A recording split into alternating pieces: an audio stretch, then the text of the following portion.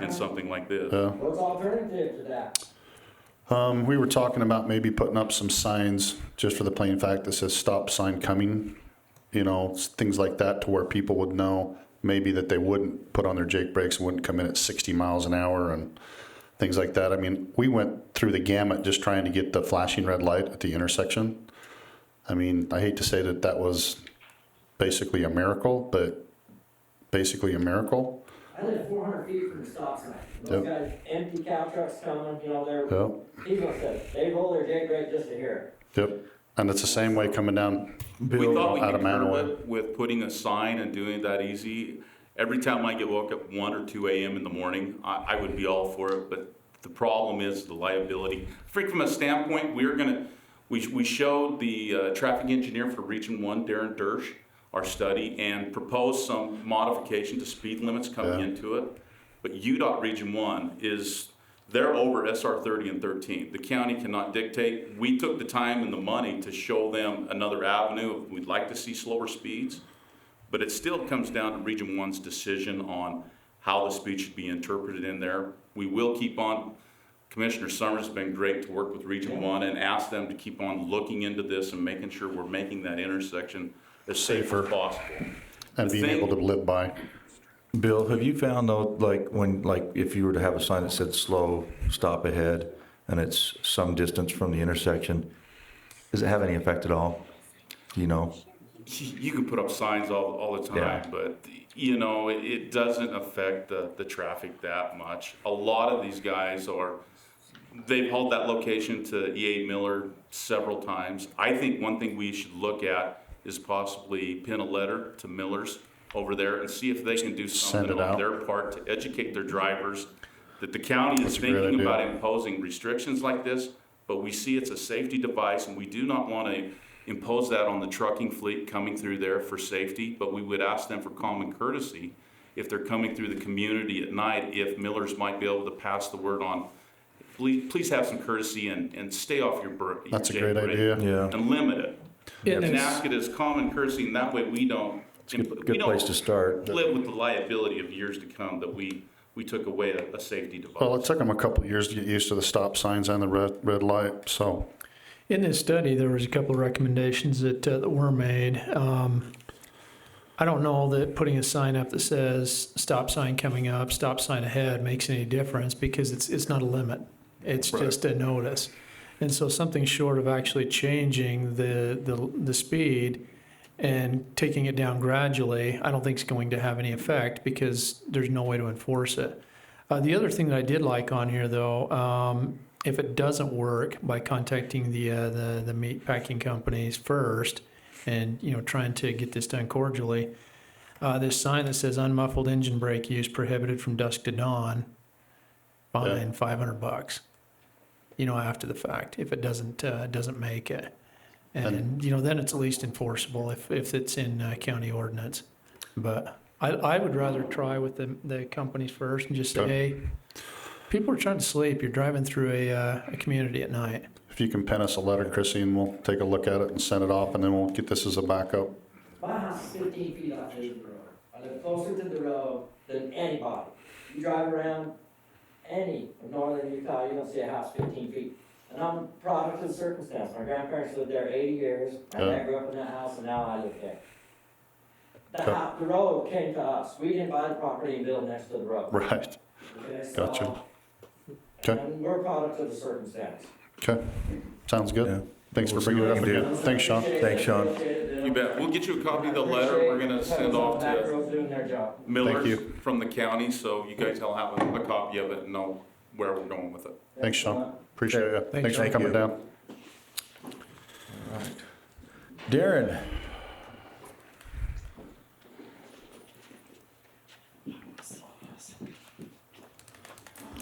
How are you this morning? Good, how are you? Good. It's almost afternoon. Do you want me to come turn that around, or you? Oh, here you go. No, we're good. My name's Darren Perry. I'm the chairman of the Northwestern Band of the Shoshone Nation. Your neighbors, across the street from 7-Eleven on 7th North. So just really quick, and I'll be respectful of your time. First of all, I appreciate the work you do for the county. Most of our tribal members live along the Wasatch Front. We're one of the few tribes in the U.S. today that did not get reservation land. So we live in your communities, and hopefully we're good stewards and good neighbors of your communities. I'm the chairman of a tribe they were massacred in 1863 at Bear River. It's in Idaho today, 11 miles over the border, but back then it was the Utah territories. We were a Utah tribe. Brigham City would be our home base, and we were hunter-gatherers from this home base. And so 2 years ago, we were fortunate enough to use our own money and purchase 700 acres of that massacre site. Nobody was buried that day. More than 400 Shoshones were massacred. And so it's a sacred burial ground to my people and our people. And so with the acquisition of that property, I've been raising money to build a beautiful interpretive center. We're halfway there.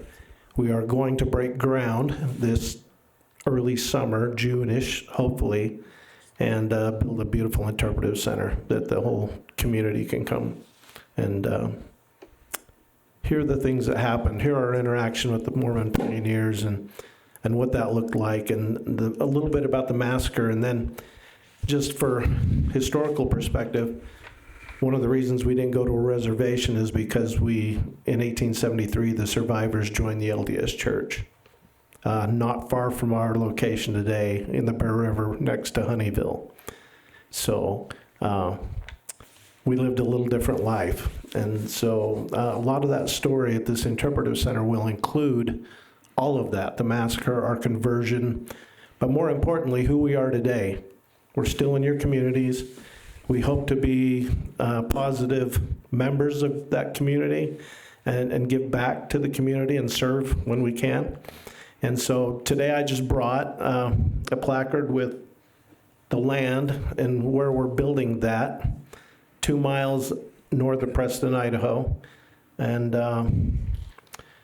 this January 29th, a week from Wednesday, we have our 157th commemoration of that massacre. I know most of you have been there, and we appreciate that support. It's at 11 o'clock for those that would like to go. It's free of charge. It's an hour long, and that's it. And we feed everybody buffalo chili at the end. So we love the whole community. Are you going to put your teepee up on the site? Because I'm telling you what, during that thing, you look over at your teepee and the smoke coming out of the teepee during that, yeah, it was, talk about heart-wrenching to be able to think that most of these people who survived jumped into the Bear River, sure, when it was January.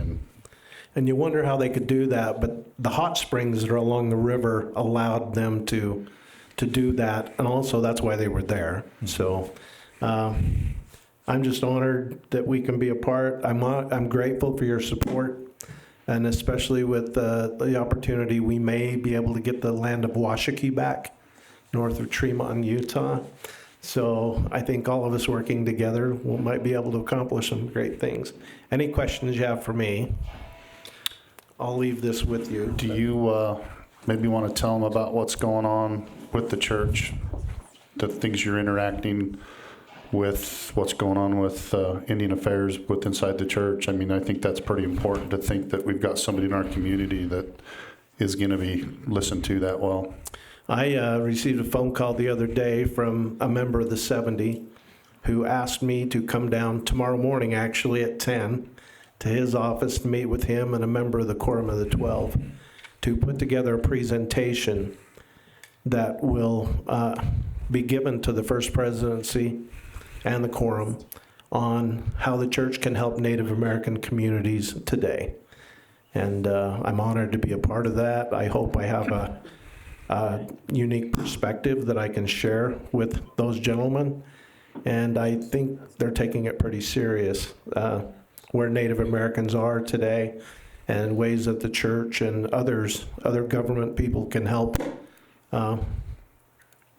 bring awareness and educational opportunities for natives. And so I'm excited to be a part of that, and stay tuned. I'll let you know how that goes. I really appreciate what you're doing, writing the book. getting the information Thank out you. there. In the world we live in, it seems like it's kind of revisionist history, and nobody wants to believe that bad things happen, and so they write them off or say they didn't. And if we forget where we came from, it's going to happen again.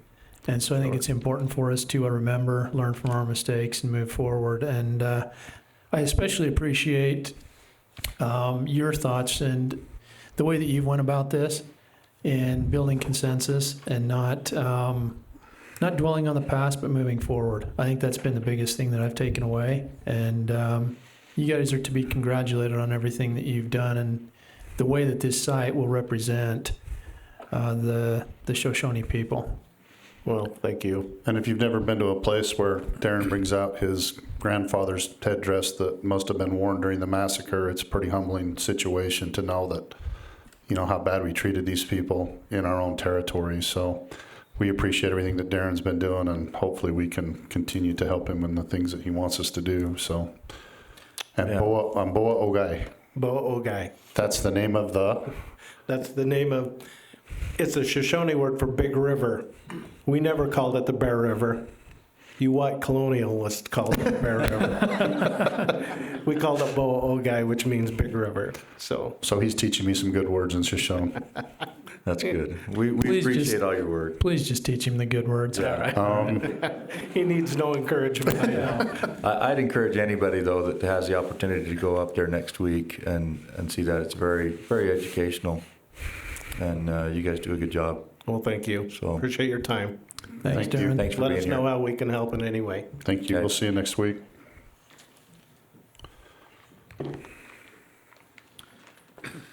Okay, looks like Hey. Man, you don't even have to ask you to come Holly. up. You're right. Yeah. She's ready. This isn't Holly's first rodeo. She's been here before. Sure. I'll hang on. I'll give it to you after we're done, but it's nice to reference.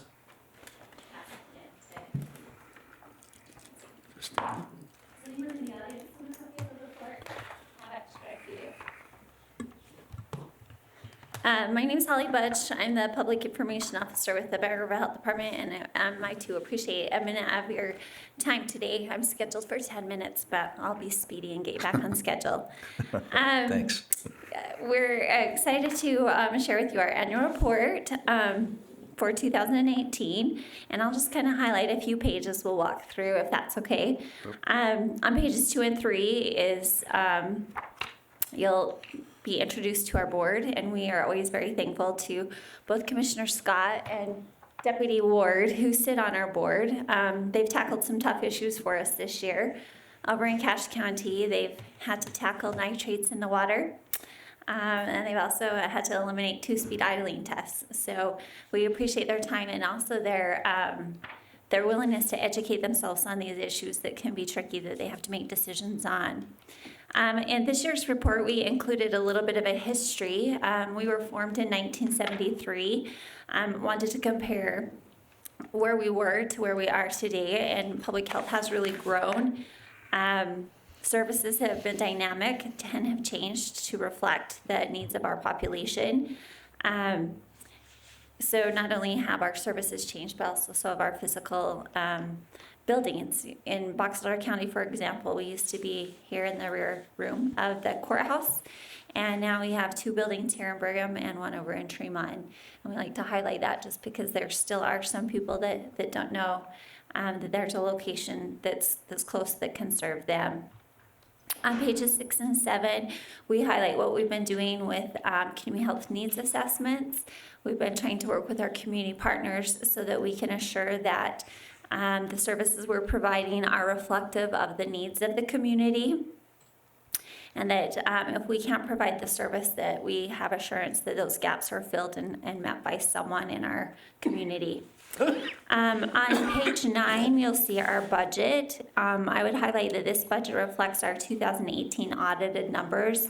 It's actually not a 2019 budget, and I mention that because later in our report we talk about a significant cut we took to our substance abuse program, and that was part of 19, but it will be reflected in next year's report.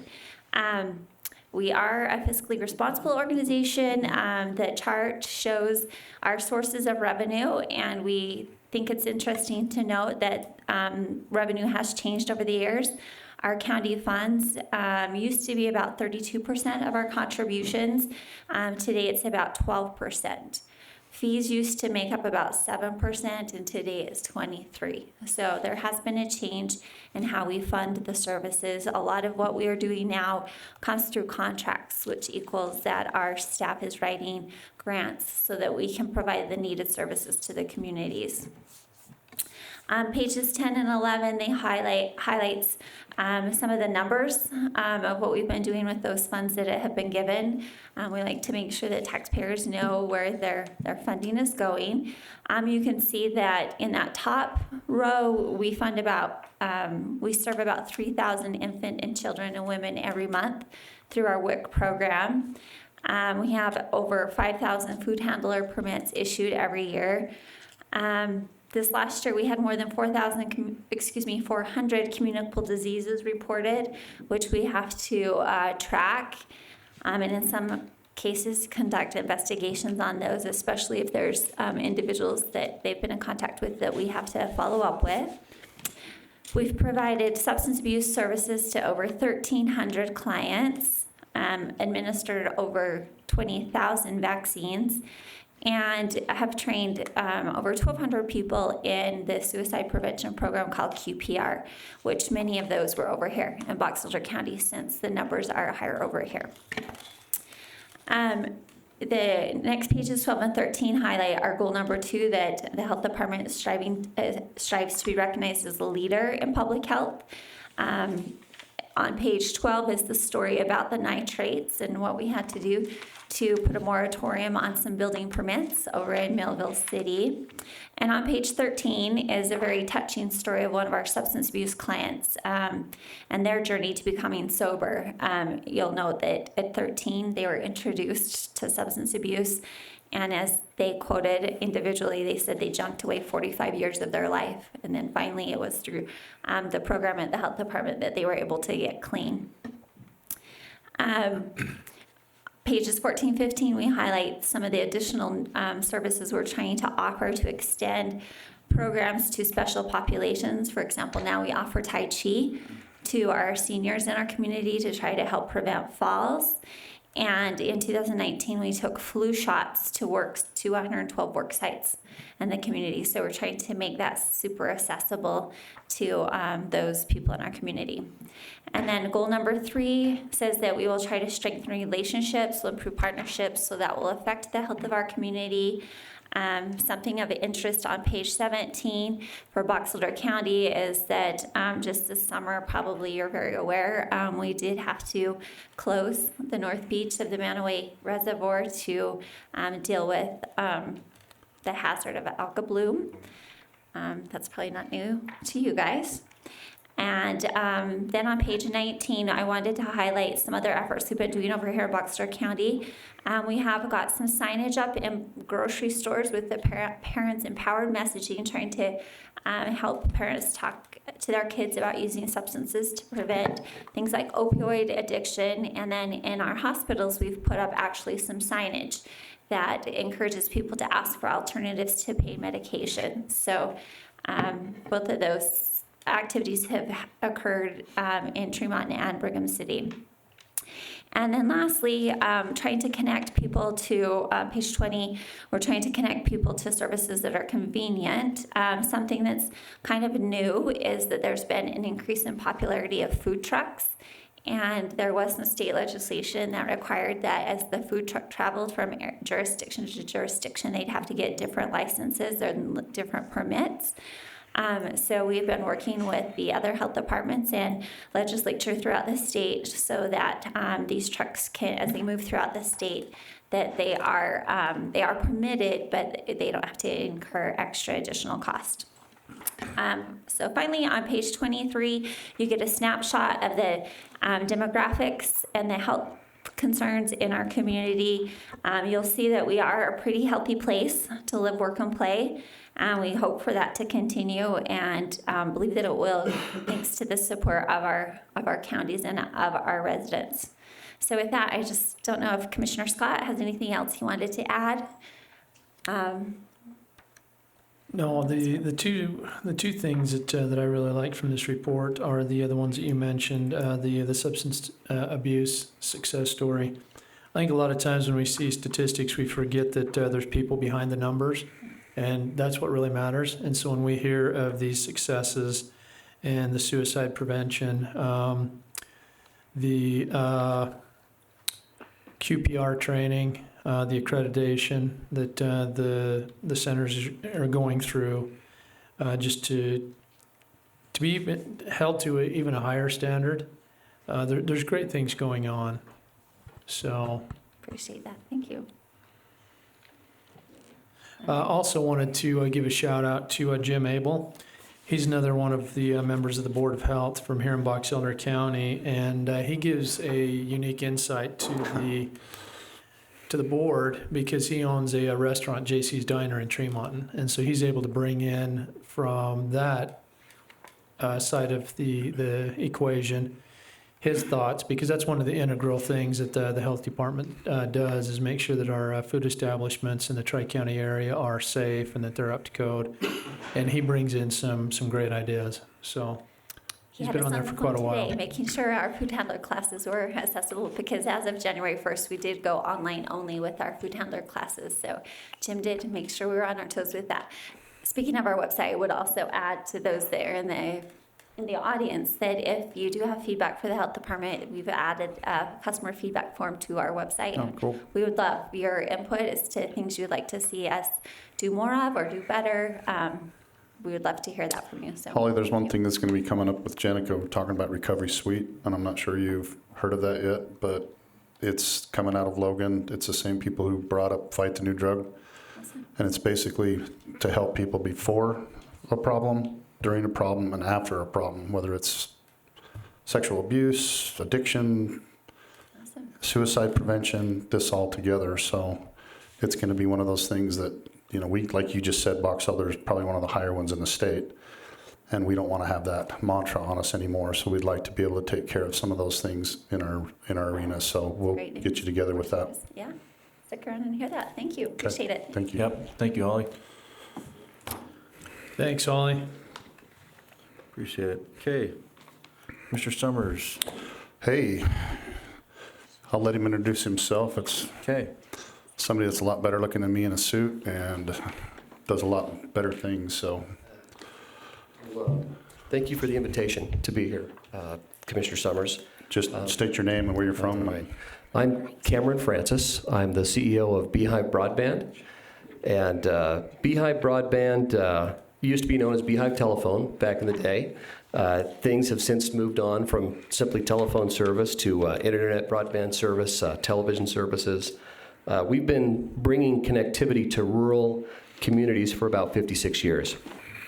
And we are proud of that history and recognize that broadband internet brings a lot of things to rural communities. It brings educational opportunities, economic and cultural opportunities, social opportunities, healthcare to rural residents and neighborhoods. And reliable, affordable, high-speed internet has become fundamental and a modern-day necessity for residents. Beehive serves 44 rural communities in Utah and Nevada. Our service territory is around 12,000 square miles. It's a big rural community. It's kind of a fun fact that if we were a U.S. state, we would be the 43rd largest, our service area. So we cover a lot of rural communities, a lot of rural territories. We have thousands of miles of fiber, copper, coax infrastructure in Utah and Nevada. In Box Elder County, we currently provide service in the following communities with fast fiber internet, probably better service and more faster, more reliable service than most people in urban communities. We serve Lucin. These are mostly in the northwestern part of the county. Lucin, Etna, Grouse Creek, Rosette, Park Valley, Meadow Springs, Dove Creek, Lynn, Yost, Kelton, Cedar Creek. those folks are all our customers, and they have fiber to the home in those rural communities, which we are extremely proud of. I wanted to give you an update. At the end of last year, in the November timeframe, we were awarded a federal grant to bring new service and expand service in the Snowville area at the north of the county. And we are very much looking forward to that. The grant was in the neighborhood of $2.3 million, and that's going to bring service, fiber internet, broadband service to about an additional 5 square miles, another 60 unserved households, ranches. Hey, Yes, sir. I'm sorry to interrupt you. I just need to open, we have an RDA meeting that we need to open at 12:15. Right. We'll go ahead and let you continue, and then we'll proceed with the Okay. RDA. Yeah, make sure you open the public hearing. I see. Yeah. All right. Will you make sure you open it for me? I'll make a motion, we open the public meeting on the RDA, Public hearing. public hearing. I'll second that. I have a motion by Commissioner Summers, a second by Commissioner Scott. All in favor? Aye. Aye. Okay. Okay, go ahead. All right. Do you need me to shorten up my No. You're good. comments or No, remarks? We'll just Okay. get to it as soon as you're done. Okay. Well, thank you. Anyway, so we're expanding in Snowville. Happy to bring a lot of service to the Snowville area. And, I've had the opportunity to meet with Commissioner Summers a couple of times. He's a great salesperson for industry and for the life here in the county. He brought to light some communities here in Box Elder that are underserved for broadband internet.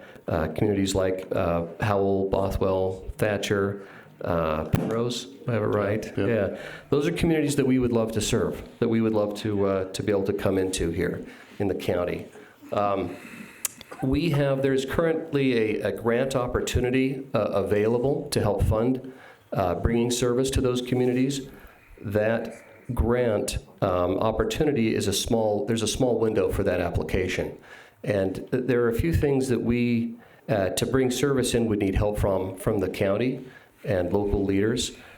The grant itself will fund 75% of the project, but we would need to find an additional matching fund of 25% of the project to bring service into those communities.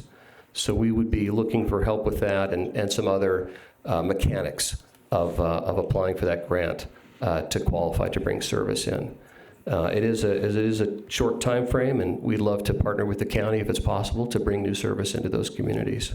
So I don't know how we proceed from here, or I think we'll take it underneath, if you want to Okay. send some figures and things like that of what would happen, and then we can reach out to some of those other communities and help Great. you with, like you say, addresses and door knockers and Exactly. things like that, to be able to see what kind of interest it is in that area. So Okay, great.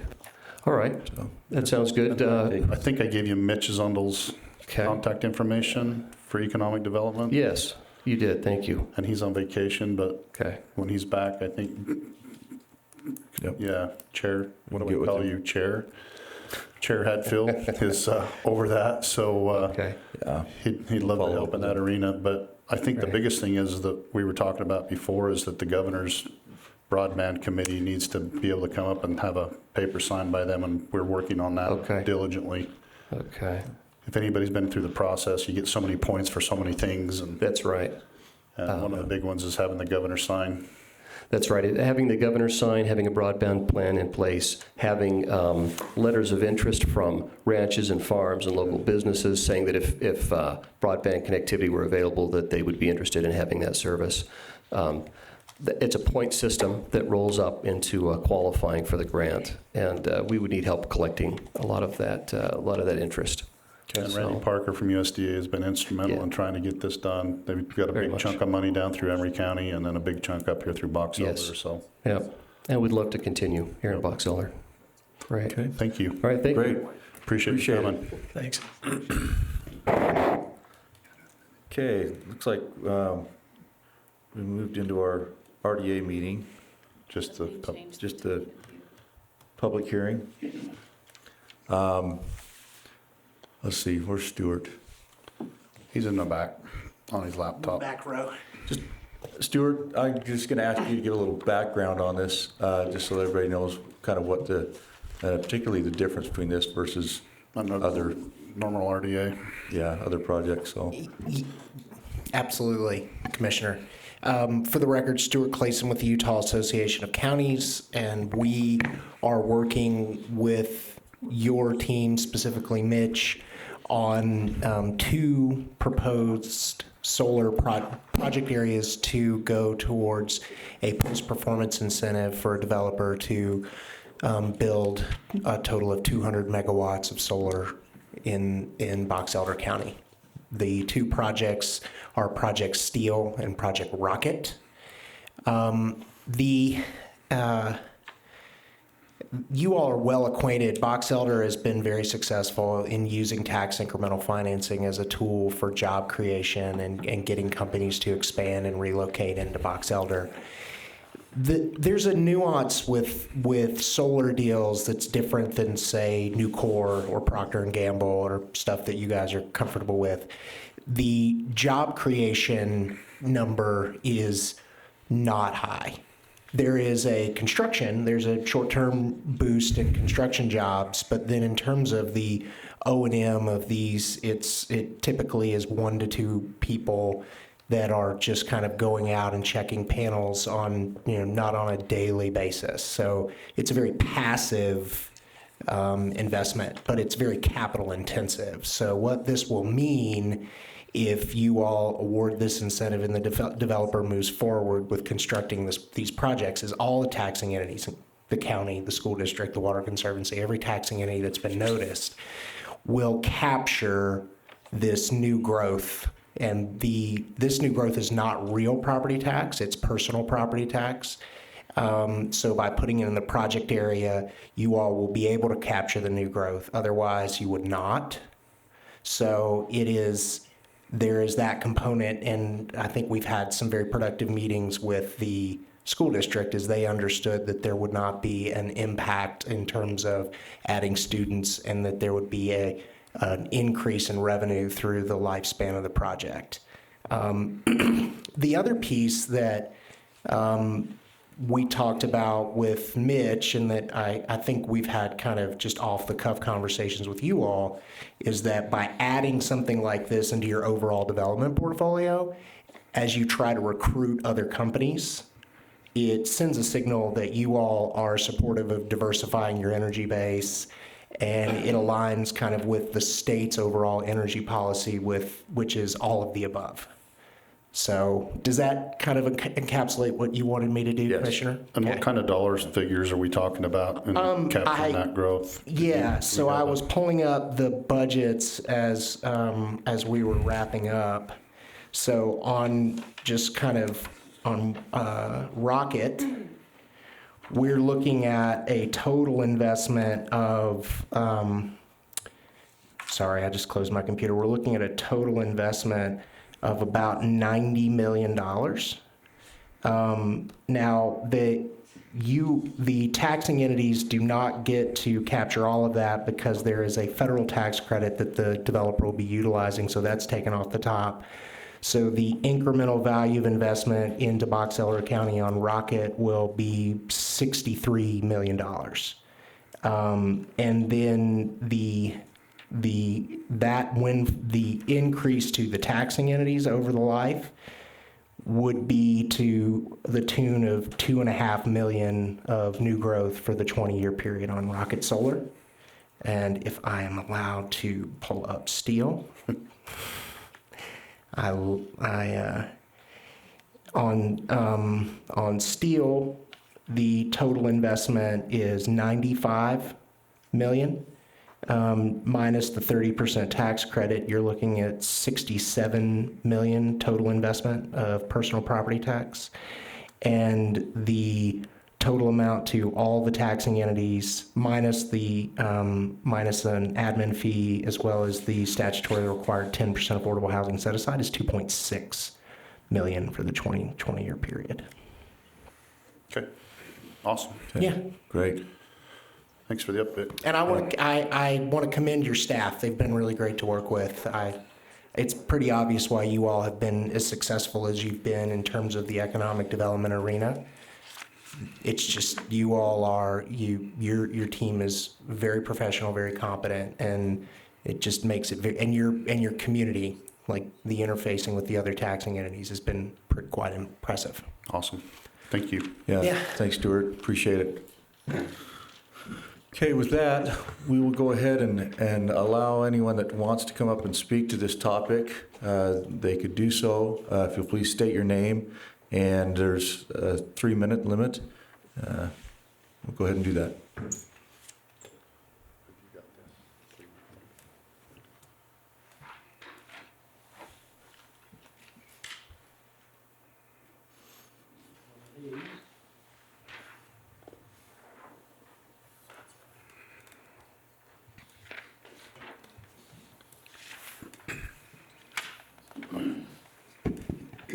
Paul Roberts, local Brigham City resident.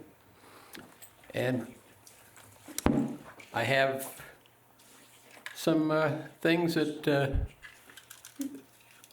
questions, talking points. There's obviously going to have to be 200 megawatts. Won't go down the power lines that, for instance, go out to Northrop Grumman.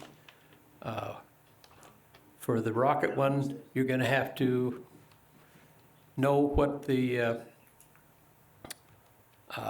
explosion overpress capability of the panels are, as there have been booms in the past. Long-term markets, if, as I've heard, it's mostly going to data centers. What happens when those data centers are switched to optical and they don't need the power anymore?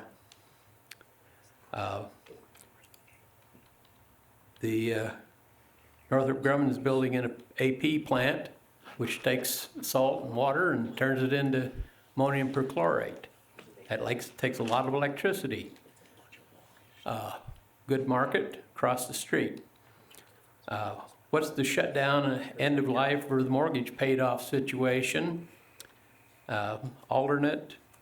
What happens with the original builder if he decides to go somewhere else? And I have things about the soil and the weather, environmental. Are the ground under there going to be just a fire hazard, or is improved range grass going to be planted? And a few other things. Some of the things have been covered. You wish me to expand on any of them? Well, I'm good. yeah, I'm fine. Yeah. We can pass this along. Yeah, we'll pass this information along. Okay. Thanks, Thank Paul. you. Good to see you.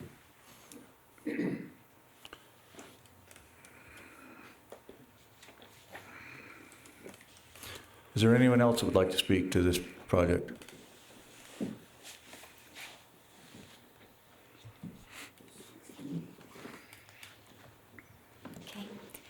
Deanna Hardy Brigham. I'm against this because it's, again, the government is picking winners and losers in the business field, and this is not the free market system.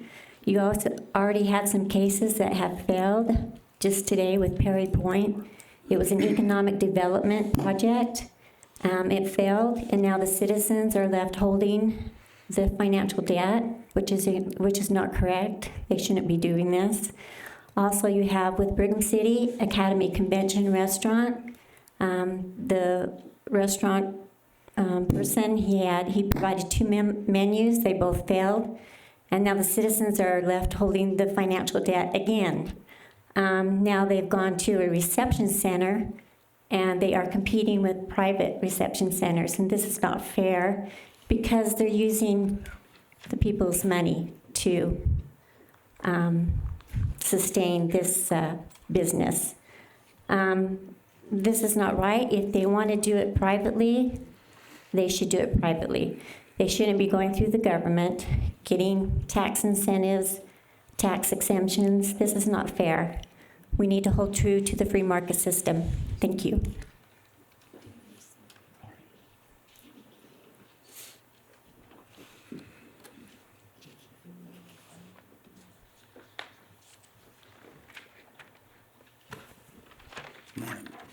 My name's Richard Nicholas. I'm not here to speak in opposition to the project in any way, the proposed project, but I do have a couple questions. One is, I think I understand excuse me, what tax credits are. I understand how they work and what the purpose of them is. My question is what is the level or what is the criteria that you use to give tax credits? Because and I may be in the dark here, I'm not sure, but I'm not aware that you give tax credits to every business that locates in the county. So my question is, why do you give it to anybody? If you don't give it to everybody, what is the criteria on which you use to give it to somebody? Well, for one, not everybody qualifies. I mean, Well, that's what I want. qualify What's for the it. criteria? They have certain criteria when you apply for these RDAs to meet a standard, and then based on that standard, then we look at it and say, is it a benefit to our county to really have them here? Because for the example of Procter and Gamble, excuse me, they were wanted by a number of counties, and they were recorded. And if you're gonna play in that arena, that's what you offer as far as to do that. And so, in order to get Procter and Gamble, that was one of the things that we were able to offer, because otherwise we'd have lost them to someone else. And they've been a good partner, been great for our county. That being said, there's a number of reasons this particular project's a little bit different in that it's a solar project is based on the personal property instead of the regular property. Which comes in jobs and everything else that Yeah. comes into play on a thing like Usually we're looking at Procter & job creation. This one, as Stuart mentioned, isn't going to create a lot of jobs, but the increment that we're going to be getting off of that land versus what it's paying out now is much greater having this project on it. That the school, everybody that's involved in it's going to benefit immensely from it. Well, they're going to be made whole 100% going down the road. And then eventually, so we've retired Walmart, West Liberty, and now they're getting the full amount of the taxing entities, which. Well, so let me, I think I understand what you're saying, so let me just restate what I'm saying. I'm not opposed to the tax credit, so that you understand. What I'm confused about is if you have a business over here that, say, is a really small business, creates maybe 1 or 2 jobs or some doggone thing, those people aren't deserving of the same tax credit that Procter & Gamble would get because they create a lot more jobs. Well, and there's actually programs in that through the TIF and other things that are happening. It might not be as big as taxing thing that goes back to them, but there are a lot of different things out for smaller business. We've had this discussion before of why didn't I get a tax break when I put in a $1 million car wash, right? That's a great question. Yeah, and so that's the same Why didn't thing. you? It's because I didn't qualify for any of those jobs except for I did do USDA, which guaranteed my loan that got me 1.9%. So there's other things out there for smaller companies, like there's something out there right now where the state will give you 6 months of your salary back for every person you hire. There's a Enterprise zone credits. enterprise zone credits for equipment that you bring in. I know Lewis Cabinets have taken advantage of most of those things. So when it comes to things like this with $100 million and stuff like that, to where we're out of the picture, it's basically the state pushing it through to say, if you guys want this. But like you said, this is kind of a different one to where it's all personal property. And if we didn't participate in the RDA, that $6 million that come down in the next 20 years would actually be either taken by the state or the federal government, and the taxing entities around here wouldn't have got any of it. Well, I understand that there's other things available out there, small business, but in my opinion, that's not what we're really here to talk about today. What I'm asking is, if this guy over here that creates a little tiny business, maybe creates 1 job or 2 jobs or something, he doesn't deserve to benefit to the same tune that Procter & Gamble get if they create 300 jobs. I get it, but he deserves something.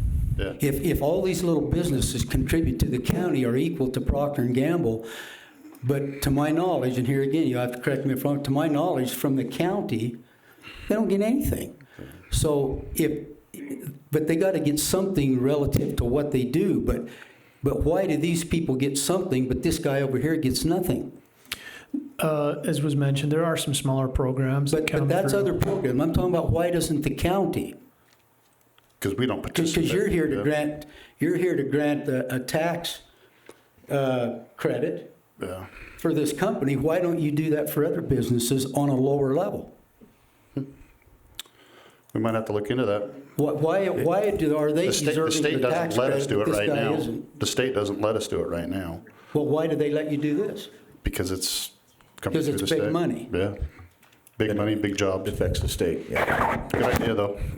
Thanks, Rich. Is there anyone else that would like to speak to this?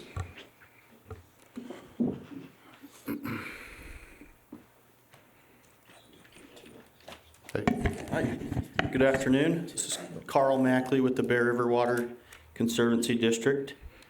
I've reviewed the information presented to the entities with taxing authority, which the Conservancy District is one, and I recognize that a presentation will be made by Mr. Clayson to our board tonight. But I fully admit that I don't understand. I'm pretty good with numbers, but I need to know where they come from. It looks like, and if Mr. Clayson wants to correct any misconceptions I have, that'd be great. But it looks to me like between the two projects, it would be a 26% increase in the RDA for the Bear River Water Conservancy District in the first year over previous year's RDA. So what do you mean participation? 26% in the project or 20%, 6%? Well, I'm looking at, for example, our RDA amount for 2018 was $111,000, and if between the two projects it's about $30,000 additional, that's just a large increment, and so that's a little bit concerning, and just wanted more. And so do you know what kind of increment you're going to get when it's totally done, if it's the 30-70%? I don't. Okay, and so if we don't do it at all, you're going to continue to get $4.50 off of dry land ground that you really don't have anything coming off that increment. Right. But if you want to talk about basis, that's probably something that he's looking it up right now. I can see his fingers going. Stuart? Yeah, and I understand there's a delayed benefit there, and Well, you're I going to be made appreciate whole. that. Yeah, so that's the thing that I was sitting in a meeting last week with mosquito abatement, and they were like, well, "Where's this extra $80,000 come from?" And they didn't realize that the project area had been closed at West Liberty, and now they're starting to see the benefits of being a participant in that in that problem. So you've got a zero base of whatever that is. What are you getting off that land? And that's going to be made whole plus some, and then eventually you're going to be able to get the whole part of that taxing Right. part of it. So you'll get your percent, whatever the Water Conservatory District percent is, off of that 6.2 and that 6.3 million together. Whatever you add those two together, and over the life of that, that's what it's going to be your percentage. Okay. In tax basis. So my major point, Stan, is the county looking at how those intermediate large percentage increases might affect the taxing entities, though? 26% is pretty significant. You're not losing tax Yeah. revenue. Yeah, that's what You're I'm just foregoing it. And so it's not going to be a 26% decrease in your budget. And I understand that, but at the same time, your RDA amount is whatever it is any given year. If that increases by 26%, all you're saying is you're not getting 26% more than what you didn't get the year before. But if it wasn't there in the first place, you wouldn't be getting any of that percentage of that. So if we lost Procter & Gamble, and the people will say, well, these projects would have came anyway, 99.9% of them wouldn't have came anyway. So you'd have been left with the raw ground, like in Procter and Gamble's case, $700 of irrigated ground of whatever that taxing thing was. So you'd have been getting an increment off of what they were paying for 700 acres. And now it's up to, I don't know, probably after this next thing, $500 or $600 million. To where you're gonna get a taxing increment off of that in the next however many years. So- Right, and So you're not and it is losing also a anything. declining tax rate too.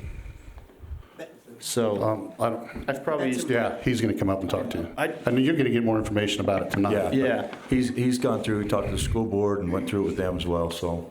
I-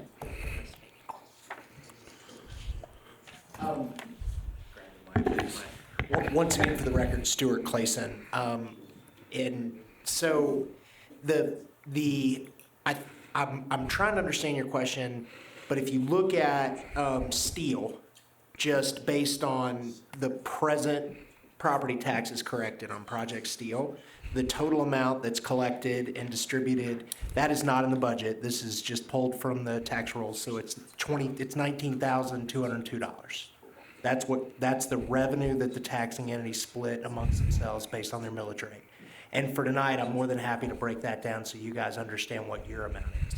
So when the solar project comes in, it will take that base value that that's being then distributed, the $20,000, and increase that base value by the personal property tax investment at $62 million. And the reason it's declining is because it's personal property tax, and there's a depreciation schedule. I'm referring to our tax rate, the county. Oh, the certified tax rate. When you put something in a project area, I mean, I don't want to get ahead of the assessor, but Right. when you put something into a project area, it is dealt differently than when you're looking at your certified tax rate given to you by the county. But the way back in 2016, I think then Representative McKay, now Senator McKay, and I can get the bill number, but a bill was passed that effectively personal property tax is not allowed to be counted as new growth unless Yep, it's put it's in in a our project idea. area. Yep. So this growth, this investment, the only way the taxing entities will receive any benefit from this investment is if the county and the subsequent taxing entities agree to create the project area. So I don't think this has an effect on your this is not going to have an effect on your certified tax rate.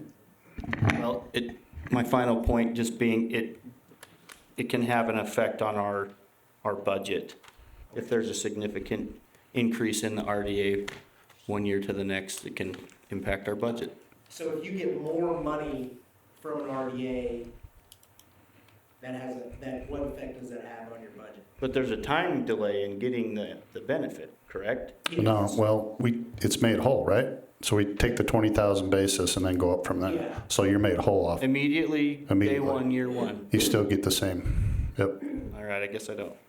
So you're It's not, okay, I don't understand it either all the way until we start going through these projects again. you're not gonna, the taxes collected right now are not gonna be decreased. Right.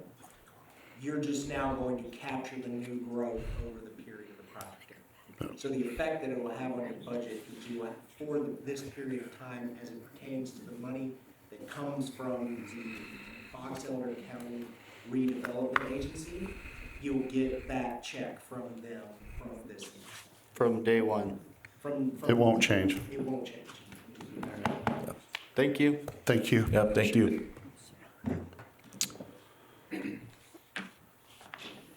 Okay, is there anyone else? Okay. I'll make a motion, we close the RDA hearing. I'll second that. I have a motion by Commissioner Summers, a second by Commissioner Scott. All in favor? Aye. Okay. You want to finish the RDA? No, let's get these guys. Let's get these guys, we'll go back in. We'll go back into the RDA and finish that. Is that, Okay. that's okay? Change. Yeah, so we won't keep everybody waiting. Pins and needles.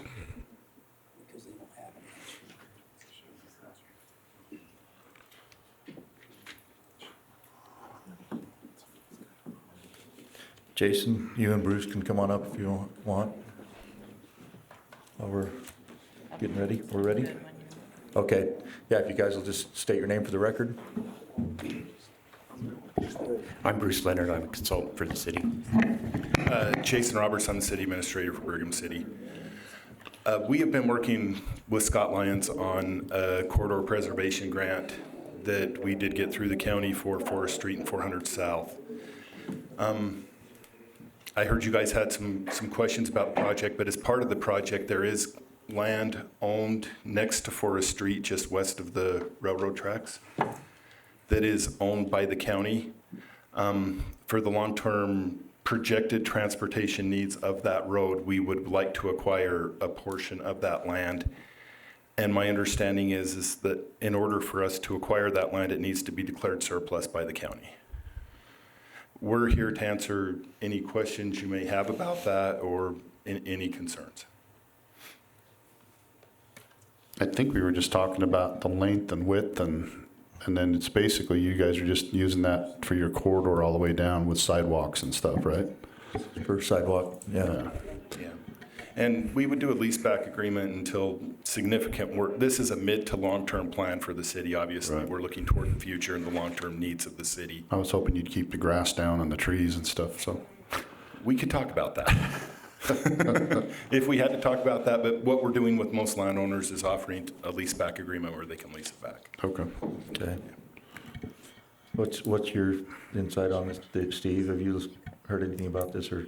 No, First time, okay. Sure. Well, we talked about it a long time ago. It was just Yeah. on that acreage that we bought. Well, it was actually ours for I don't know how long, and we didn't even find out about it until we bought that other property down there and found out we owned up to the road. So it's only talking about how many feet? 17 feet wide 17 feet wide by, by the width of the property. which is Well, one's hardly about anything. 2,600 square feet, the other's about 15. Yeah. So, So as far as the procedure, it does have to be declared surplus. Okay. And then there would have to be a public hearing on the proposal. And then once you go through that process, that's. so we can just tell Scott Lyons to, or somebody Yeah. can, who's in charge? Scott? Scott and Scott? Put you in charge of that? Yeah, it probably makes sense just to make a motion to start the surplus property disposal policy, and I can take it through that. Okay, I'd entertain a motion then. I would make a motion that we allow staff to start the surplus property inquiry on the property in question for Brigham City on their road expansion. Second.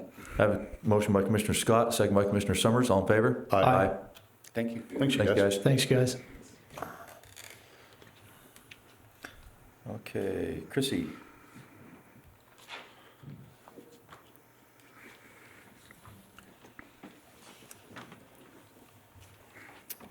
Christy Bennett, Commissioner Secretary. I went through and amended the holiday schedule for 2020. It was brought to my attention that Independence Day, July 4th, was on a Saturday, which gives us July 3rd. That's when the county building will be closed. Okay. Okay. And Veterans Day is on a Wednesday and not a Thursday. Oh, So I just wanted to make those changes. Okay. I'll make a motion that we approve the amended holiday schedule. I'll second that. I have a motion by Commissioner Summers, second by Commissioner Scott. All in favor? Aye. Thanks, Chrissy. Thanks, Chrissy. Okay. Gina. Or to Gina. Glad you're back. Congratulations. buddy. Congrats. You're still smiling. That's good. Oh, cool.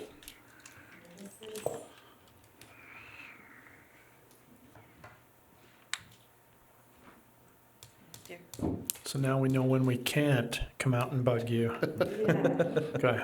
And actually, it's not Gina Allen, landfill director. Do I need to say that at the beginning? Yeah, you can just state your name for everybody. So, What was your name again? oh, well, it'll be Nelson, but it's not yet. Anyway.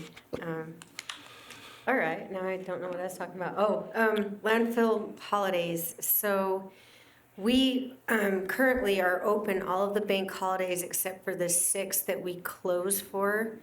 And I'm proposing that we close early on all of the bank holidays that the county offices are closed and the banks are closed.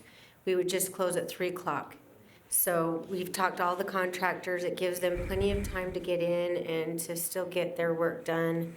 And we open oftentimes on Saturdays of a week of a major holiday where we're actually closed. We open just for the public and for those contractors anyway. So just want to be more consistent with the rest of the holiday schedule for the rest of the county. So. What kind of traffic, have you tracked at all to see what kind of traffic you typically receive those holiday afternoons? Yes, so we've done this, we have closed in the past on one that isn't actually holiday that I just realized this year. New Year's Eve and Christmas Eve were the only 2 days of the year that we would close at 3 o'clock. And before we ever started doing that, we tracked our business. And after 3 o'clock, we have a substantial change in how many people actually come in. I knew you tracked it. And that's year round. So yeah, I wanted to make sure there wasn't any holiday that would be different, and so far they all are pretty consistent. So Will you just make sure that Marla gets that schedule so they can print it, and so when the papers call, we can get that out? Well, and I planned on advertising in the paper, and where we had Martin Luther King Day on Monday, we didn't start this. I didn't start anything until came here. Okay. I haven't sent out any of those schedules or the calendars for the year. I wanted to make sure it was all right, and we've advertised, and the next holiday is in February, I believe, so I'll have everything out by then and advertise. That'd be great. No, I think it makes sense. I mean, you're still accommodating the public need, but Right. if nobody's coming in, it's a waste of staff Of and personnel resources. time. So. Right, and we're also, our employees are paid 8 hours, not 10, and we're open 10, 11 hours when we're open our full days, so Okay. it makes more sense.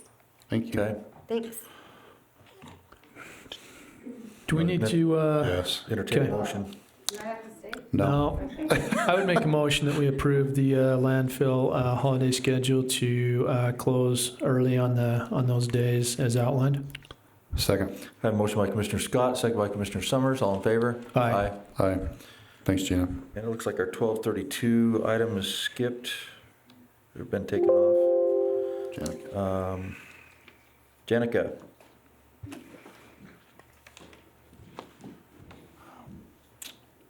So I have 2 contracts for you today. The first one is Recovery Suites.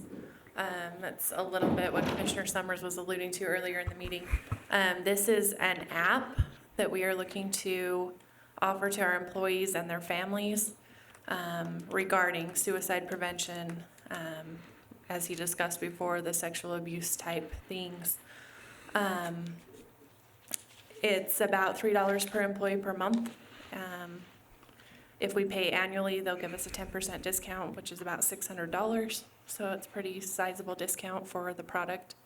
And it's available to the employee and their families for that rate. Yes. And a normal rate is $10 per app per month. So we're getting it at $3 for every app. And that includes coaching for the employee and their family.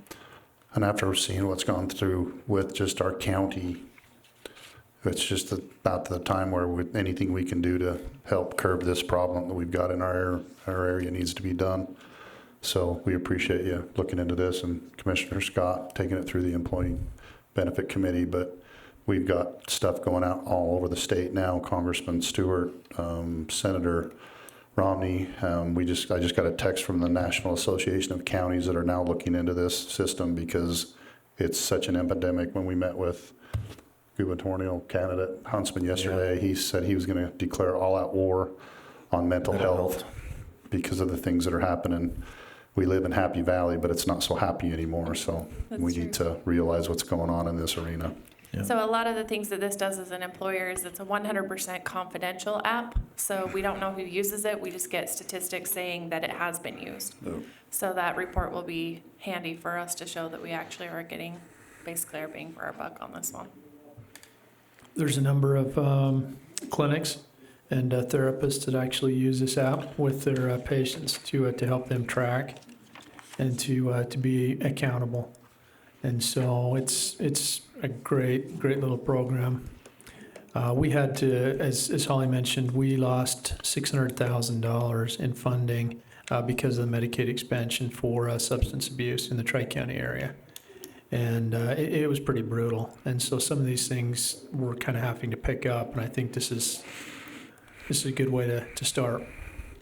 Yeah, we hope it makes a difference. Well, and like I said, this company was started by the people who started Fight the New Drug for pornography, and that has had such an impact in Utah. It's actually going nationwide.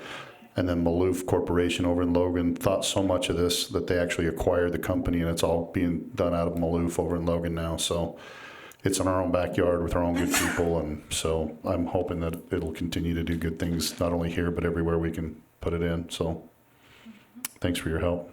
Yeah, no problem. So I just need a motion to allow me to sign the contract because it's Okay. electronic. I'll make a motion that we approve the Recovery Suites contract. Do we have a contract number? 2001. 2001, sorry. Just one item. This will be absorbed. We're good budgetary wise through.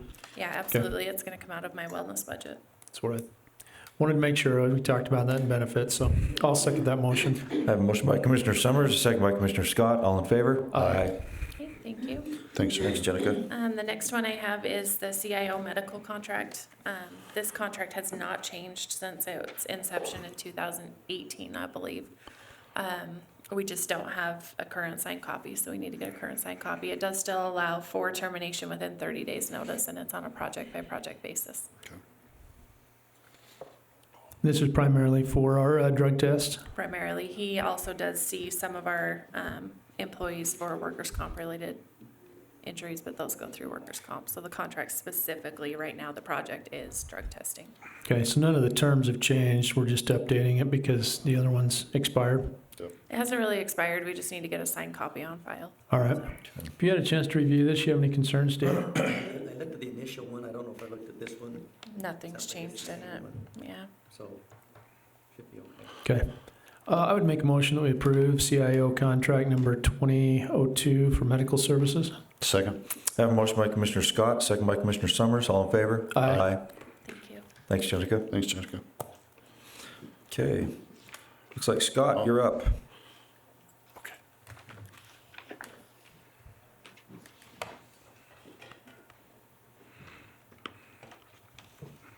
All right. So my item is the Davis rezone.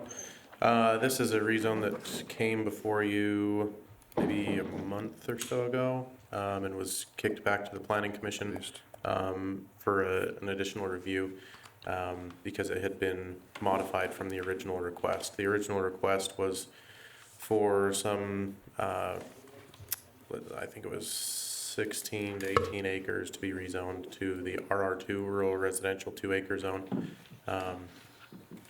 When it came before you in December, the applicant had requested that that be narrowed down to just 4 acres. There were lots 1 and 2 of the Anderson Boulevard subdivision. Those are each 2-acre lots. They're currently zoned CG, which is general commercial. And the landowner is requesting that those revert back to the RR2 zoning. They were zoned in 2017. They were A20, which is agricultural 20-acre, and then they were zoned RR2 in 2018. They went from the RR2 to the commercial general, and he's asking that they will revert back to the RR2.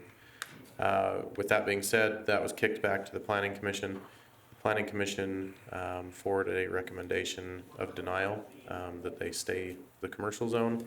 Their recommendation was based on the South Willard Community Plan as well as based on the public hearing. Commissioner Scott was at that meeting. In the public hearing, there was only one individual who spoke on it. He's a neighboring landowner who is opposed to it being zoned residential.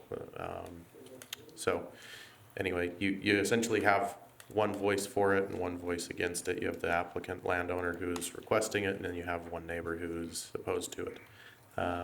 As far as the South Willard Community Plan, the South Willard Community Plan actually shows that that property remain as A20. which is what it was prior to 2017 when it was originally zoned RR2. So, but the South Willard Community Plan also states that it should be updated every 5 years, and it also states that if there are zoning requests that are outside of what is shown on their future land use map, and it hasn't been updated every 5 years, then they would be considered on a case-by-case basis. So that is basically all the information. If you have questions, go ahead and shoot. So the request that went before the planning commission was to take it back to the RR2. Yeah, so the original request was a much larger area, and the applicant has since scaled that back to just those two lots, lots 1 and 2 of the Anderson Boulevard subdivision. And lots 1 and 2 of the Anderson Boulevard subdivision, that is a residential subdivision. So but it is, those two lots are zoned commercial. The infrastructure has been approved for residential development, but has not been approved for commercial development. And this was approved or denied by the planning commission? Planning commission Recommended denial. And I think the main reason, at least the feeling I got, the main reason they recommended denial was to be consistent with their original recommendation. When this originally came to the county commission in 2017, they also recommended denial. And then that was on a 30-acre piece, so it encompassed a larger area. They recommended denial, and the county commission approved that 12 acres of that 30 be approved for RR2. So at the county commission level, it was modified. So I think the planning commission, they wanted to stay consistent to their original recommendation, even though personally I believe the scenario is a little bit different this time. Yeah. So. Okay. And I believe that we should be able to let them do what they want to do with their ground. Eventually it's going to come that way, not now, in 20, 30 years. And so I believe that, this should be, again, looked at by the county commission and taken care of like we did the last time it came in front of us, and take the landowners, agreement to what they want to do and how they want to do it. And if there's only one on one, then in my mind, that the one that means the most is the people that are actually owning the ground and have farmed the ground and have done the things that they need to do with the ground to keep it. So, and just for sakes, I just had to go through all this with my dad's property. So I'm just saying that I'm feeling their pain, and I'm sorry about the speed of government, but that's kind of where I'm standing on it. So.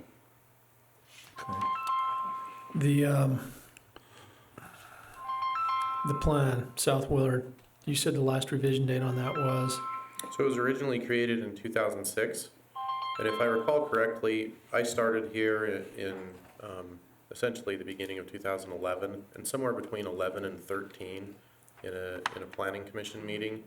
I wouldn't say it was an official update, but there was discussion. There were a significant portion of the South Willard community here for another project, and their voice was, we like the plan the way it is, let's maintain it the way it is. So I don't know that you can call it an official update to it, but there was a voice saying, yeah, we like it. But again, that was 7 years ago. So with the county beginning the general plan revision process this year, we're going to have a part of that process focus on the South Willard area and get a solid update to their plan as well. Right. But I don't think, what's going to happen this year should have any bearing on, this particular request. Well, I'm very conscious of what folks think, and the plan, and I like to give that some credibility and some impact on my decision, because anything that we do does impact our neighbors if it's land use. Having said that, it's been a number of years. Things have changed. They've obviously changed substantially more on the east side of the highway, the freeway, than they have on the west. But I do, at the same time, lean towards what Commissioner Summers said. I like to let property owners do what they will, as long as it doesn't majorly infringe on somebody else's right to enjoy their property. And I don't think that two-acre lots does that. If it were the original one, where maybe it was as many as 10 or 15, I can see how that would change the landscape out there and the dynamics of the area. But I personally, I don't see a problem with those 2 lots, especially going back to where it was originally at. Yep. Yeah, so I'm kind of in agreement there too as well, so I'd entertain a motion. I would make a motion that we approve the Davis rezone ordinance 505, and by doing that, it takes it back to those 2 lots that are 2 acres. Correct. Okay, I just wanted to clarify that. And I'll second that motion. I have a motion by Commissioner Scott, second by Commissioner Summers. All in favor? Aye. Thank you. Thanks, you guys. Thanks for coming again, Mr. Mogard. You need some help? You got it. I think I got it. All right. It's good to see you. Thank you. Good to see you folks. Thanks, Chuck. Okay, and looks like Scott's got the Silver Ranch subdivision too. And he doesn't have a plot for that. That's the one that was taken off. Yeah. Oh, so that one was taken off? Okay, so we're skipping that one. That explains why he's leaving the building. Yeah, I was gonna say. Okay, it looks like we're to Marla. Mine's fast and easy. This is the list of those that are willing to continue serving or to serve on our special service district boards. We've been working on getting a hold of folks since November. And there will be just a handful that we'll add in when we hear back. But I don't know if you want me to read through the whole thing, because there's quite a few, or do you want to just, you've seen it, right? On your thing. But it's resolution 20-01. And these folks are so good to serve.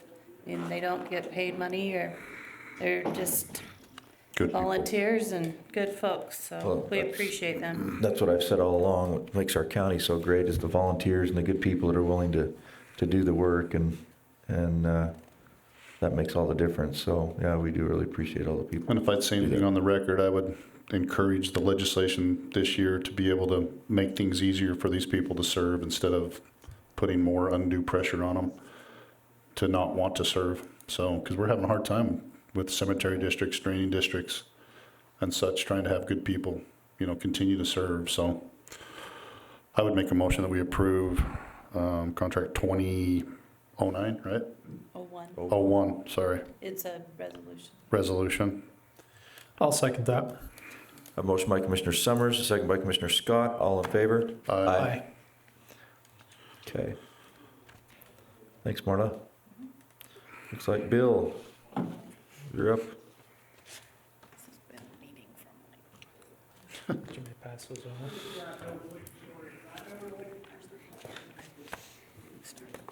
I have a request today. It is to put in a gravel turnaround spot for the county snowplow.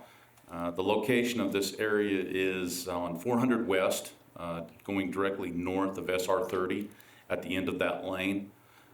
We've been met on site with the landowner, Derek White, and he is very amenable to working with us to allow a turnaround spot on his property off of the east side of the frontage on 400 West.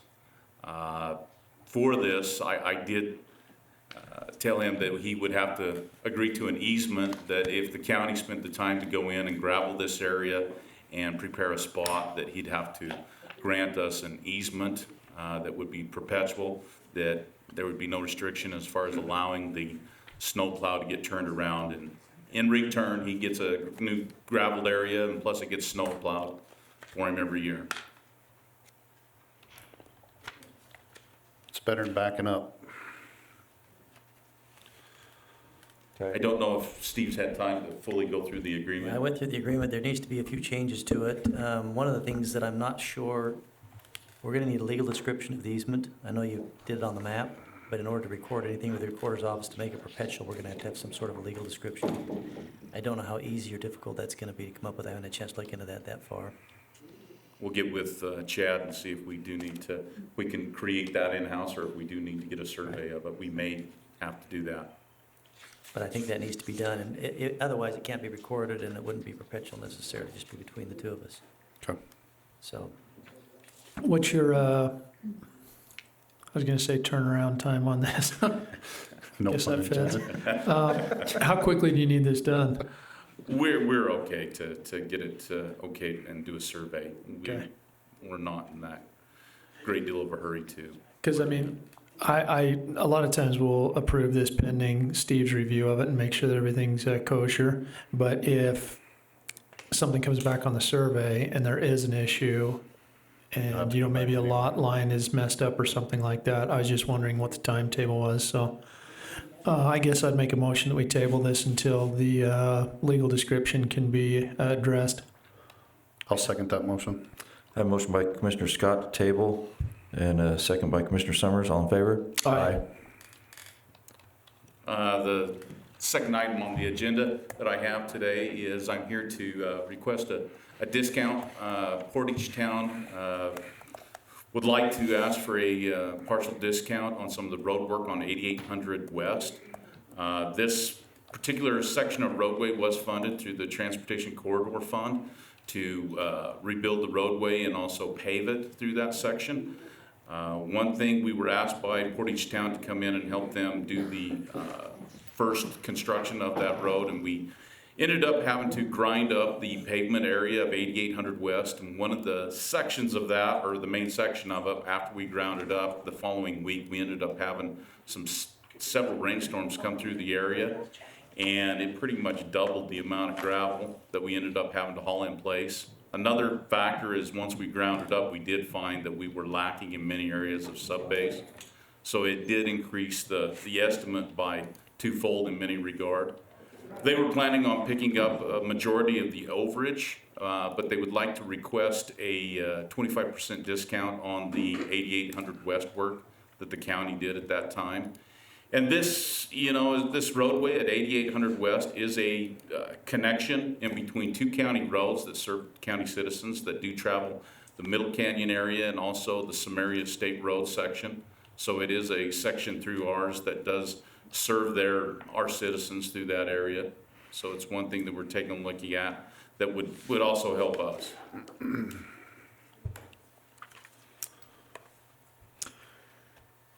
Do we have a dollar amount, did you say? I can't remember. Yeah, the time of the dollar amount, the total project right now would be at, as far as the reconstruction of 8800 was, I believe it was around 130,000 on that. So we'd be looking at approximately about $30,000 would be the discount. The only thing I can think of is that maybe we go back to the corridor preservation and see if they'll pick up the other 25 grand. If not, I don't think they will. I'd say we give it to them and then let them see if we can in the future. So we'll take it off their books and put it on ours to see if we can't get that refunded. But if not, then it all comes from the same place. Thoughts, gentlemen? That would be the course of action I would suggest as well. I think the corridor preservation is the best place to start, where it went there, and see what they'll do, and then if that doesn't work, come back and see what we can do. Okay. Either or, tell Portage not to worry about it one way or the other. I mean, this is similar. We have this happen at Wasatch Front Regional Council. Something will happen on, you know, some of the funding sources, and they'll come back and they'll need a little bit more. There'll be some left over, and you just see what you can do, transfer it between the different projects. So I think that's a good recommendation from Commissioner Summers. Okay. Okay, I'll entertain a motion then.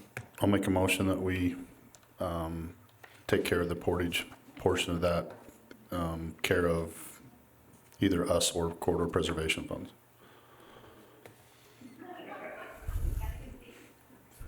Not sure if I was quite ready to go there. Oh, well, okay, how about corridor preservation fund, and then it can come back to us? Is that better? I'll second that. All right, okay. Okay, I have a motion by Commissioner Summers and a second by Commissioner Scott. All in favor? Aye. Thanks. Thanks, Thanks, Bill. Will you just make sure that the mayor puts that on Scott's radar? Yeah, on the cog. Mike, Good afternoon, Commissioners. how you doing? Good. Mike Pace, USU Extension Office. What I have before you is our cooperative agreement with Utah State University Extension Services and Box Elder County. It's basically to do our work here in the county in cooperation with you guys. It's pretty much the same as the one that was signed last year in 2019, with the only thing that's been done is updated with the dates and budgets on the second page, and then the appendix on page 4 of the agreement. I have visited with Commissioner Scott earlier about they are looking at making some agreement changes to it, but we're sticking with the old one, so. Okay, for at least another year, huh? Yeah, for another year. Okay. So that answers my question, because you gave me one that was different than the one that I got emailed to me. The one that I got emailed to me is great, but the other one we had some concerns with. Okay. No, I had a great visit with Mike. On a side note, he's got the coolest machine up in his office. It's one that he built, saved Utah State and the county a lot of money, but it literally separates the seeds from the chaff. And I mean, it's ingenious. If you have a chance to go look at it, it's pretty cool. I thought it was a 3D machine that made donuts. We have a 3D printer, but. Yeah, they do that so that they can get down to the seeds so that they can analyze it, and it's That's pretty awesome. cool. They do some great work. So. Thank you.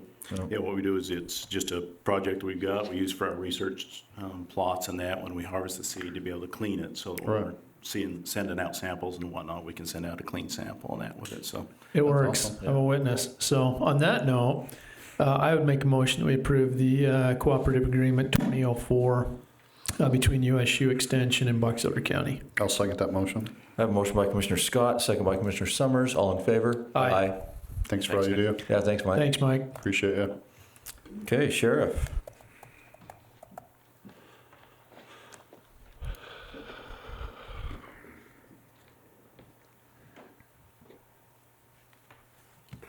Kevin Potter, Sheriff. I have a MOU for you to sign between us and the SWAT team. This is something that ever since I've been sheriff, this is how we've been handling it, but we've never had it in writing. So we put it down in writing for the first time, and basically just saying neither one of us is big enough to fund the full SWAT team like we should. So we split, and I pay for my half of the deputies. Brigham pays for their half. They pay for their training. We keep our budgets separate.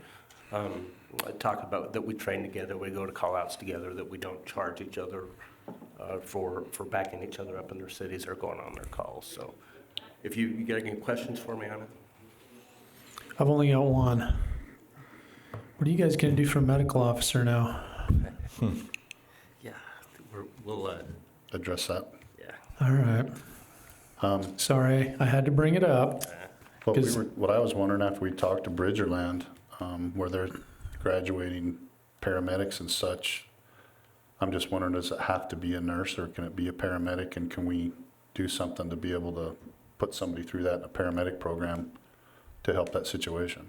So Davis, Ogden, some of those places that have more robust, they use paramedics from the fire on a lot on their SWAT team. So it's a good idea.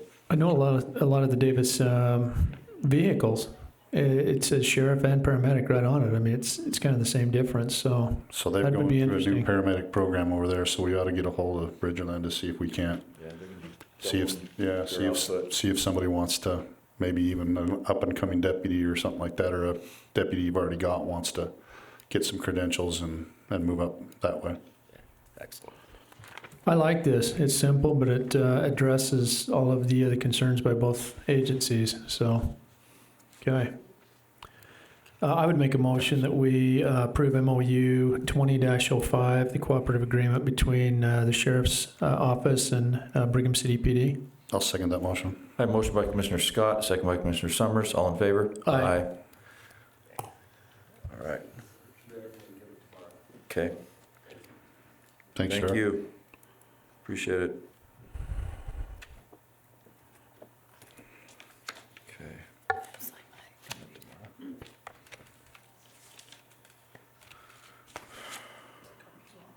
All right. Looks like we're at I think library we're board. supposed to library board. I'm trying to find the name. My phone shut off because you got me a name? My phone shut off. I'm looking through 110 pages, trying to get it back up.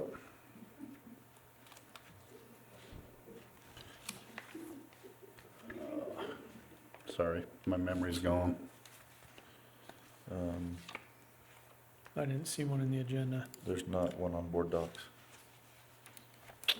That's maybe why I'm not finding it. Anissa Porter? Who's that?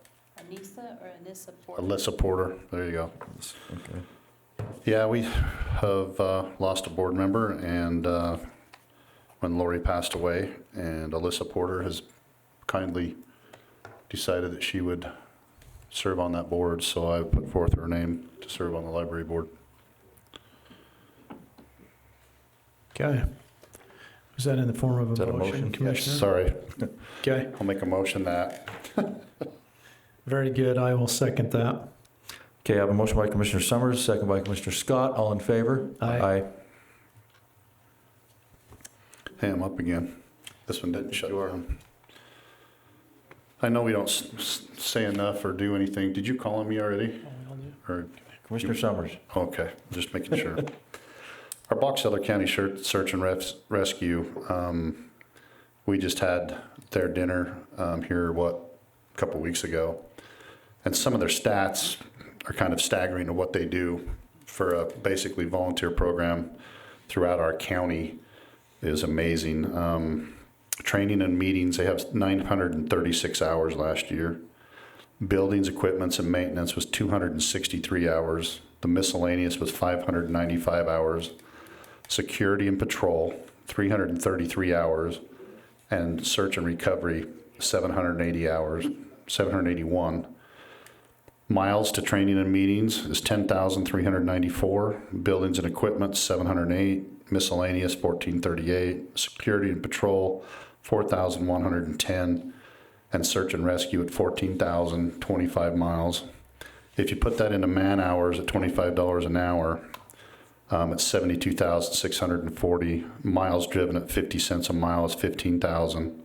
Total dollar value is 88,278. I just have to put my hats out.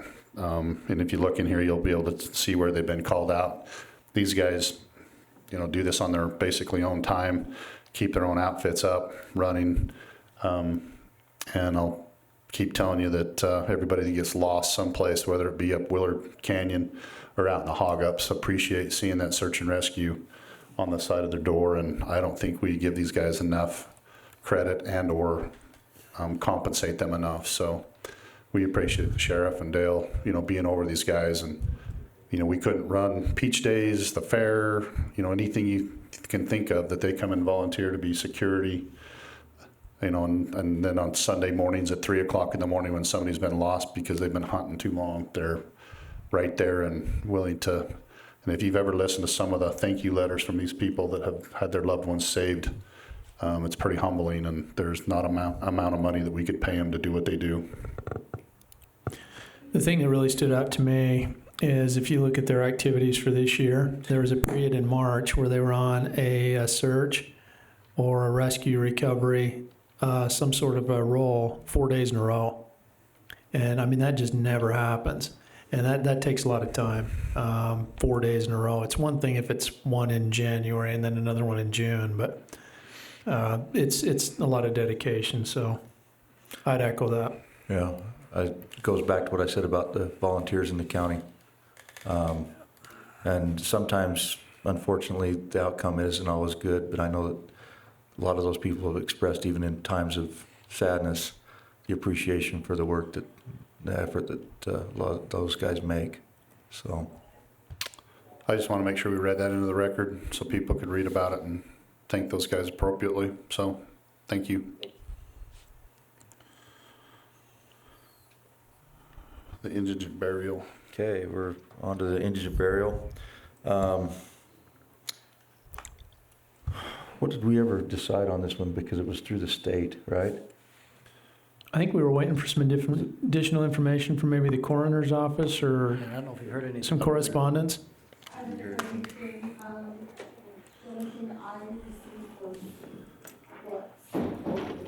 Dale just raised his hand. Dale did a whole bunch of research. Turn the time Okay. over. Dale, come on down. Enlighten us here. Dale Ward, Sheriff's Office.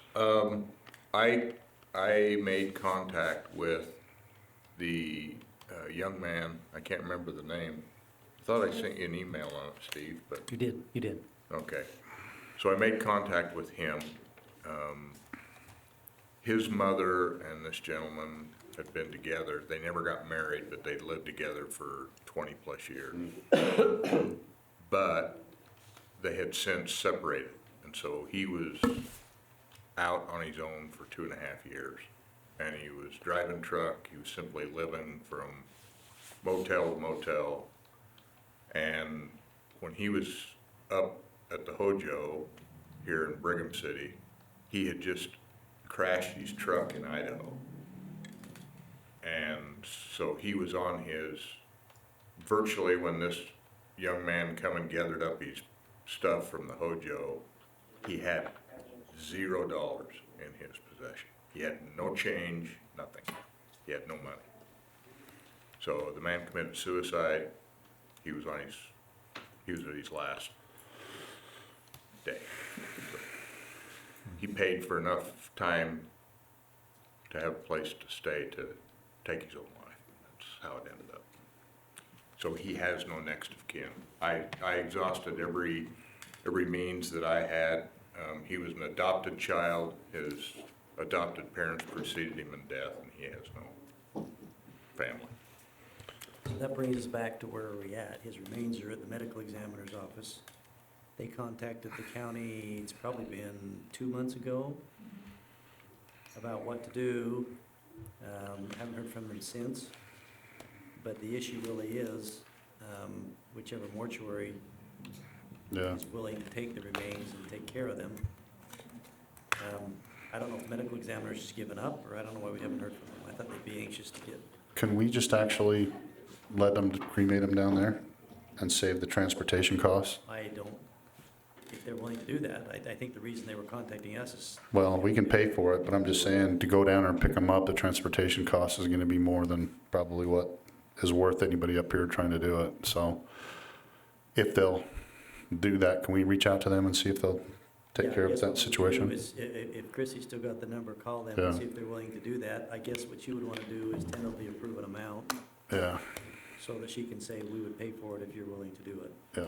In the past, we've had, I think it was a $500 was we kind upped of the limit, and then we upped that. We upped it to $750 because the state takes $250 to write a signature now.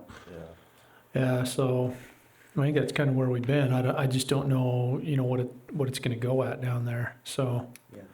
I guess I would make the motion that we approve up to $750. Chrissy just had a, Sorry, I do know that Salt Lake County, they cap, now this is the county, not the state, but I do know that Salt Lake County caps their indigent burials at $600. okay. Was that prior to the state change, or? I don't know what this state does, I just know what the county. I just talked to Joe Rudd about this a week ago, and he said they take it from $250 down to like $210 or something, which still doesn't even cover their costs, so. Which, And we've got it in our budget at what, did we put $5,000 in there last year? And we didn't use it all? So, Do you want to approve it at the 750? last funeral home used was Myers, and they were. That's, That's yeah, where- I was gonna say it was approaching 1,000, and so, but if we can put $750 on the books and they take care of it down there, maybe somebody will just come pick it up and take care of it. I think so. I mean, he's been shuffled around. I think it's Enough. time to get him to rest. So I would make that motion that we approve it up to $750 and see what the coroner's office is willing to do. Second. I have a motion by Commissioner Scott, second by Commissioner Summers. All in favor? Aye. Thanks, Dale. Yep. Thanks, Dale. And then we're gonna Okay, talk about our hoo-ha on the, got to approve our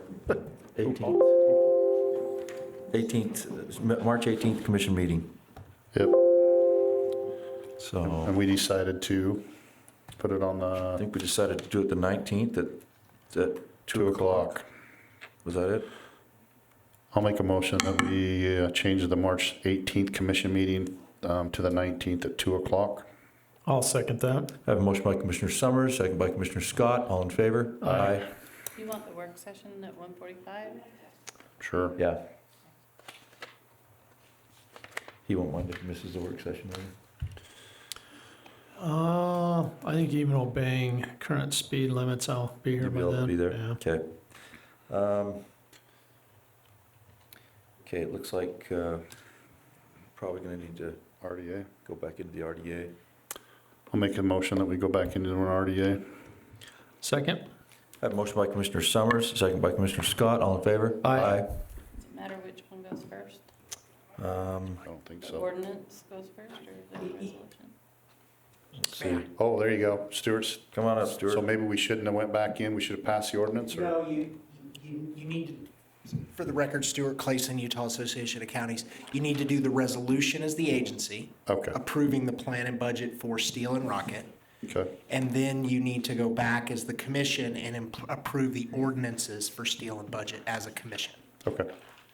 And then we need to, within 10 days, we need to get it recorded at the recorder's office. So we do the RDA and then go back into the commission? Yeah, Yeah. yes, sir. We'll do them both. Okay. All right, We gotta so, turn the tape back on. And for the record, I just want to, I'm sorry I didn't, Stuart Clayson yet again, I didn't do a good job. During the comments, I think it's always important to recognize that on these projects, they're predicated by law on a but-for measurement. So but for your participation, the project Right. wouldn't happen. And that's been made very clear by our working with the developer. We were actually outside talking to a couple of landowners who were late. And what we've learned on these solar projects is the margins are very low. And they're not like other projects. So this investment would not happen without the participation from the taxing entities. And we have to go through this process to do that. I just thought it'd be Okay. important to recognize that. Thanks. Thank you. thanks. Okay. You ready to go, Marla? I'm ready. Okay. You're the chair still. Yeah. I can find it. It just doesn't want to go forward, so I'll try to figure it out, so. Okay, I would make the motion that we appoint Commissioner Hadfield, Chair of the Redevelopment Agency for 2020. Second that motion? Can he do that as the chair Yeah. Yeah. He's- of the RDA? Okay. I thought I had to make that motion. All right. I'm giving it a shot. I have a motion by Commissioner Scott and a second by Commissioner Summers. All in favor? Aye. Aye. I'm not taking a chance. We'll just say you conducted the meeting, I guess. All There right. we go. Okay, did you guys get a chance to look over the minutes from December 18th? Yeah, I'd make a motion that we approve the minutes from December 18th, 2019. Second. I have a motion by Commissioner Scott, second by Commissioner Summers. All in favor? Aye. Okay. We've heard from Stuart on the Steel Solar Project, Community Reinvestment Project Area. And I'll make a motion that we approve the Project Steel project area. I'll second that. I have a motion by Commissioner Summers, a second by Commissioner Scott. All in favor? Aye. Okay, and then we have the Project Rocket Solar Project. I'd make a motion that we approve the Community Reinvestment Project Area for the Rocket Solar Project. Second. I have a motion by Commissioner Scott, second by Commissioner Summers. All in favor? Aye. Okay. Survey resolution for the creation of community reinvestment area. The only question I had on this, and maybe Stuart can answer this, this is one area that encompasses both projects, Stuart? Or is it two separate? Two separate. Okay, so you got 20. Okay. And you guys just adopted the plan, but we need to do the plan and budget. Okay. And the resolution After.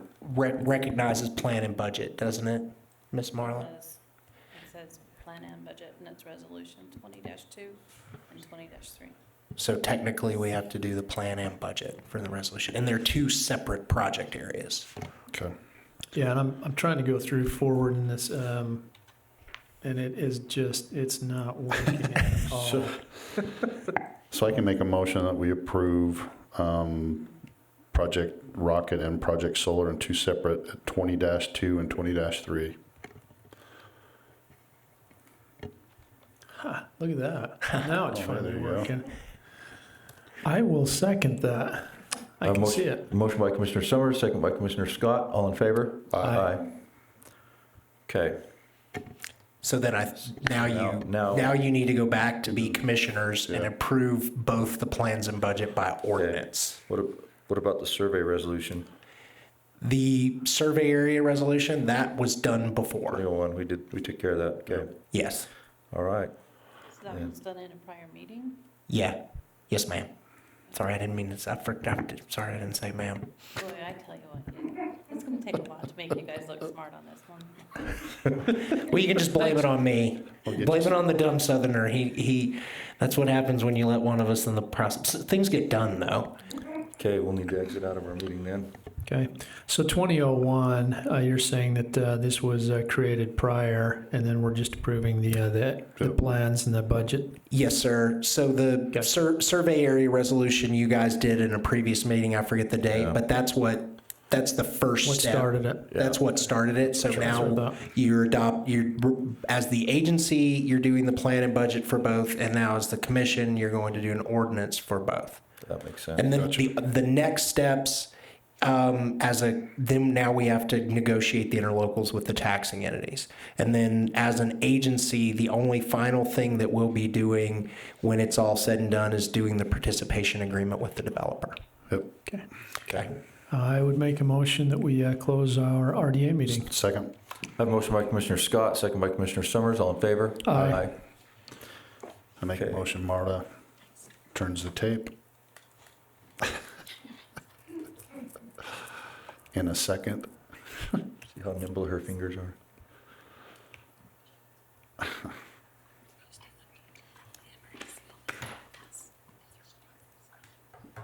Okay, I'm good. Okay, very good. Entertain a motion. So 506? Yeah. Okay, I would make a motion that we adopt the plan and budget for Project Steel Solar Community Reinvestment Project Area Ordinance 506. Second. I have a motion by Commissioner Scott, second by Commissioner Summers. All in favor? Aye. Okay, and then we've got ordinance 507. I'll make a motion, we adopt 507 Project Rocket. Is that where we're at? We were Steel, now Rocket? Sorry, I'm getting the two mixed up. Project Steel. Rocket. Yeah, Rocket. Okay. What'd you say? I have a motion by Commissioner Summers and a second by Commissioner Scott. All in favor? Aye. Okay. Do you want to give a little explanation? Because this will be a totally separate tape and recording. Okay. Say C attached RDA. Yeah. Yeah. No, we're just adopting the plan and budget for the area that was created to do the solar project out in these two areas, and we've just adopted their budget for this so that we can proceed working with the other taxing entities on moving forward with the project.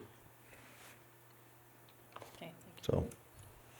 So, warrant register, Jenica already got us on that, or?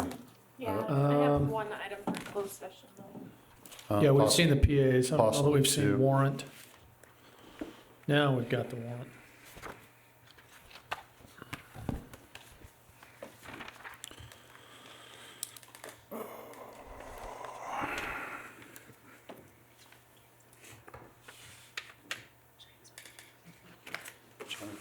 I had one come to attention, but you probably don't need to be here.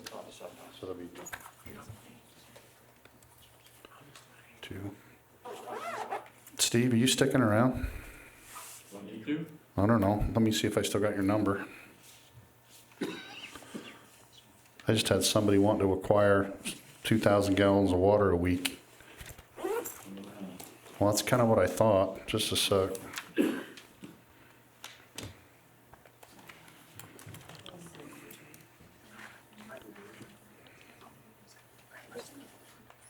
I got a new phone. Come give me your number just a second. How you doing, Steve?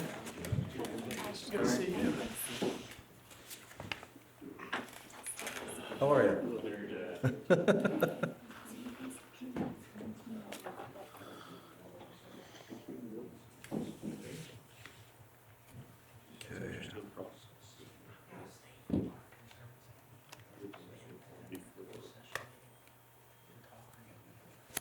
I got a few minutes.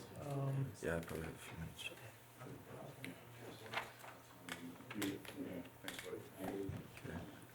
Stick him out. Yeah. Yeah.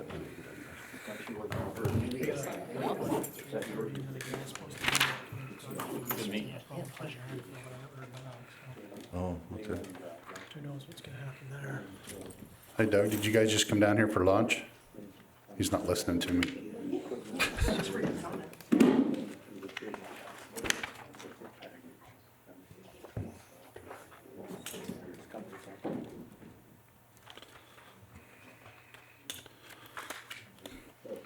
Hey Doug, I don't want to kick you out. Well, I'm just making sure you were good. It's good to see you guys.